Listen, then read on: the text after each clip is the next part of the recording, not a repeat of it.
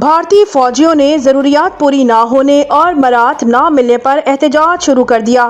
بھارتی media reports کے مطابق انڈین آرمی کے اہلکاروں نے ضروریات پوری نہ ہونے اور مراعات نہ ملنے پر ریاست بہار کے مختلف شہروں میں احتجاج کا سلسلہ شروع کر رکھا ہے۔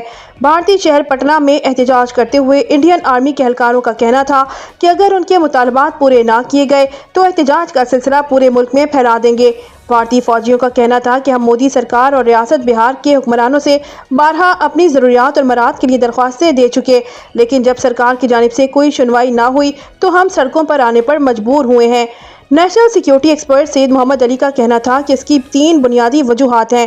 ایک یہ کہ بھارتی افواج میں مورال کے حوالے سے بڑے مسائل پیدا ہو چکے ہیں۔ سب سے بڑی بات یہ ہے کہ ان کی فوج میں بتدریج یہ احساس بڑھ رہا ہے کہ ان کی سیاسی اور قومی لیڈرشپ فوج کو دفاع اور قومی سلامتی کے بجائے سیاسی اور قلیل المدتی مفادات کے لیے استعمال کر رہی ہے۔ فوجی جوانوں اور افسران کی جان و مال کو خطرے میں ڈالا جا رہا ہے۔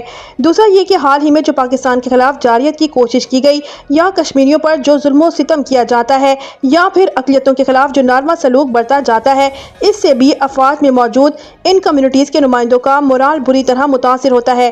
تیسری اور سب سے بڑی وجہ یہ ہے کہ ان آپریشنز میں جو بھارتی اہلکار اور افسران ہلاک بھی ہوتے ہیں، ان کی خدمات اور قربانیوں کو نہ تو فوجی لیڈرشپ تسلیم کرتی ہے اور نہ ہی سیاسی لیڈر اس کا اعتراف کرتی ہے۔